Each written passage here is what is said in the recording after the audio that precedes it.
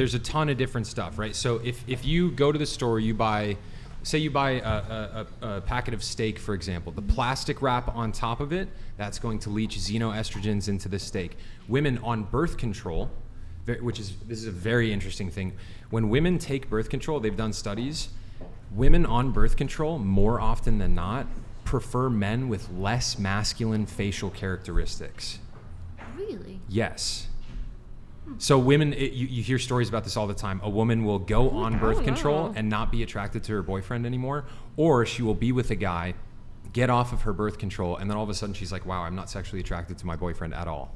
There's a massive assault. I wanted to say What'd something you say? about Aren't that. those like freak occurrences? It's common. It actually happened to one of my best friends. I got married to my husband. We went on our honeymoon. The doctor put me on birth control, and you can ask him, just DM him.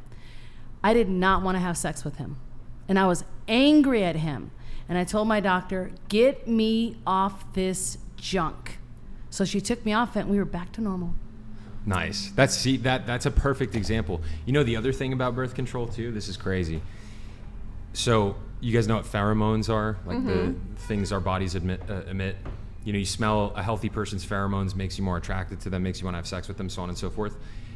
A person's you can actually smell a person's pheromones, and if their immune system is a good match for your immune system in terms of producing a kid, they will be more attractive to you. Okay, so they did a study where they had men wear shirts for like 3 days, and then they put their shirts in plastic bags, and they had women on birth control and off birth control smell the shirts. The women who were off birth control, when they smelled the shirts, they were attracted to the men who had complementary immune systems. And the women on birth control they couldn't tell which men, they weren't more attracted to the men with good immune systems for them. How could they tell if they had complementary immune systems? What was the test for that? They like studied, I don't know, like their DNA or their like microbiome, something like that. I don't know. Where was the study found? Where was it found? I've seen one like that. Just online. Just online. Yeah. Yeah, if you look up studies on how birth control changes women's mating preferences, there's like a ton of literature, and it's dramatic. Show of hands, who's on birth control currently? I think mine is non-hormonal. Oh, okay. All right. Well, yeah, there are some non-hormonal. Is it the copper IUD? It's an IUD, and they when I went in to complain, I didn't go in to complain. I was doing a lot of research on hormones, and I went in and I said I want to get my hormones checked. Sure. They said, why your birth control doesn't contain any hormones, and I was like, weird. Don't know how that's possible. How does it work then? I think it just blocks the fallopian tubes from releasing the egg into the uterus to get fertilized. Yeah, it's like a little... Yep, like an umbrella with a copper. Word? A copper spring at the bottom of it, and the copper also destroys any type of implantation. Okay, Copper's got to be something. We're talking the feminization of men. I can draw you a picture. I want to drop one of my conspiracy theories. Okay, so when was the birth control pill introduced? Late 60s. I think 68. Wait. Okay. So when everyone was getting all freaky. It was around the feminist movement. All right, so we got all these weak guys nowadays. How many generations of women have been on birth control when they picked their husbands, then came off the birth control and got pregnant? And has there been, for the past 60 years, a selection pressure artificially from birth control, making women choose to mate with men that have more feminine characteristics? And are their offspring? Are you guys following me? Yeah. I'm following. Like that's like multiple Okay, so like if birth control makes women prefer men with more feminine facial features, women go on birth control, they find a dude, they marry him, they get off the birth control, they have kids. That's generations of women picking men with more feminine characteristics and then producing kids with them. I think we're doing like eugenics, like we want all women everywhere, a world of women only. Can I take but that it's a step not like a world of women only, but like it's like a dysgenic like psyop, making women have more feminine boys. Who's in charge of the psyop? The murder rate went down. I can't answer that question, otherwise this channel would get If banned. we're on birth control, we come off to have children, and those children are now the boys of the world. could that birth control be leading to the feminization of men? It's possible. I don't know. Like while they're in the womb, you mean? Well, like you're not taking birth control while you're pregnant. But the leftover effect, the residual effect within your system. 100%. So if you're possible. saying that it's leading us to be attracted to more feminine men, what's to lead it to not produce? What's the point? Produce a more feminine. I mean, it might, I'm just adding to your when women theory. take hormonal birth control, it's just brute forcing their bodies with tons of hormones, and it also can deplete nutrients. This is why a lot of women actually become infertile after they come off hormonal birth control. All those nutrients maybe are making less feminine or more feminine boys. There's a lot of stuff at play. It's possible. I don't know. Once you start just like adding tons of hormones to the body though, and all of these like poisons in the environment, like you get screwed up people. And also one thing I feel like you forgot to mention was like most boys are not growing up with a father in the home. Yeah. And I think that's like really bad. Yeah. It's really, really bad. So bringing it back to the question in terms of do you want to be submissive? You want to prefer 50-50 in a relationship? I think we had Wendy answer. What about you? I think it just depends on the relationship, like the person. Like if the guy's okay with being submissive and the girl wants to be dominant, okay. If the girl wants to be submissive, that's fine too. It kind of just depends on what each of them want, what the relationship looks like. Which do you prefer? Yeah, what do you prefer? 50-50. You like 50-50? You don't want like a strong boyfriend who wants to lead and you can follow him? I want a strong boyfriend, but like I want to be able to have the opportunity to push back a little bit if my opinion differs.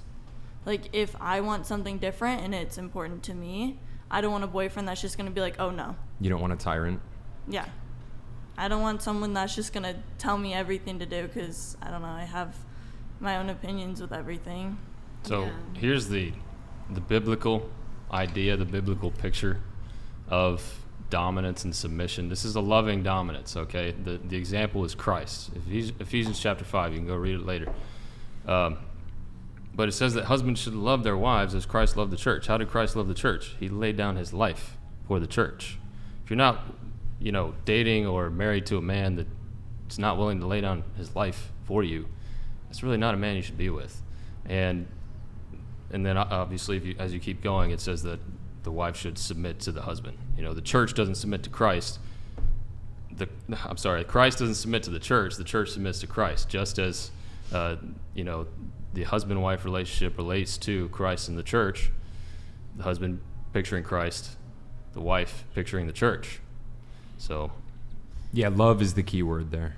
It's a loving dominance. And right? Chase, if I recall, I think you've said that you don't, in your relationship, you don't want to be a tyrant. Yes. Like you obviously want to be with an intelligent woman, and you'd be certainly open to hearing what she has to say. But I think, and perhaps you can phrase it. I don't want to put words in your mouth. It's like this, bro. Like, I look at it from the perspective of raising a family, right? Creating a family.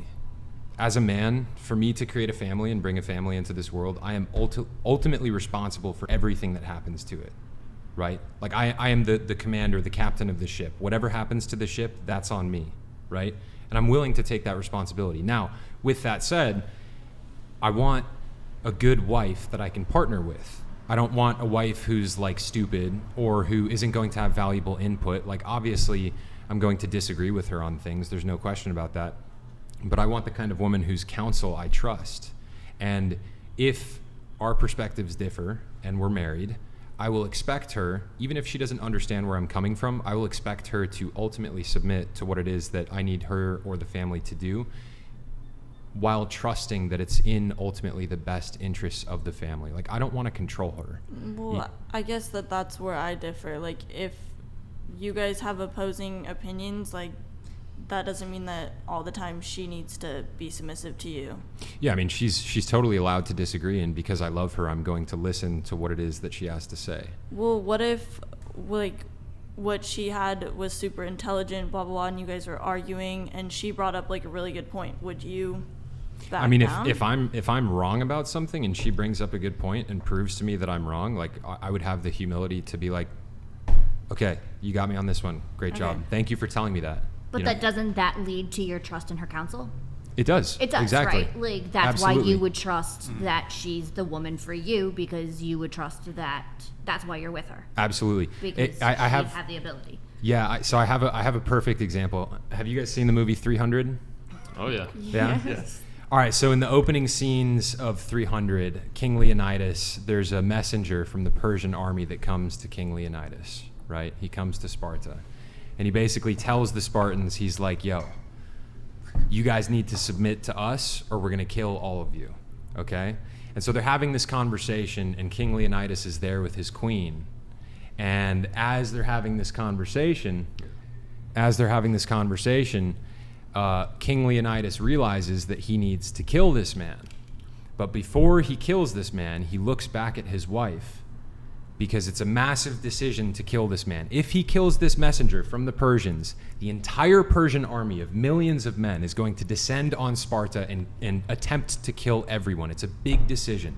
So he looks back at his queen for her counsel, because he knows he needs to kill this guy, and she just nods her head. And like in that moment, he knows, like, okay, like my wife has got me on this. This is the right decision. Like, and then he yells, "This is Sparta," and he kicks the dude into the hole, and then they kill everybody. Like I feel like as a man, yes, I had it ready to go. Like as a man, like I want a woman whose counsel I can trust. Like I want a woman who is intelligent, who can see things. And if the thing is, like, with leadership, you have to be humble. You need humility, because if you're a leader and you're wrong about something, you have to know that you're wrong. Like if I'm going to lead my family in a certain direction and I'm accidentally going to lead them off a cliff, I want to know that I'm going to do that. And if my wife tells me that and she can explain it to me and she can help me see that, like I'm gonna have the humility to be like, oh yeah, you're right. And I want the kind of woman that can do that. But if she's wrong about something and I know damn well that she's wrong about it, I'm going to expect her, even if she doesn't agree with me, I'm going to expect her to listen to what it is that I have to say, because she trusts that I have her best interests at heart. Does that make sense? 100%.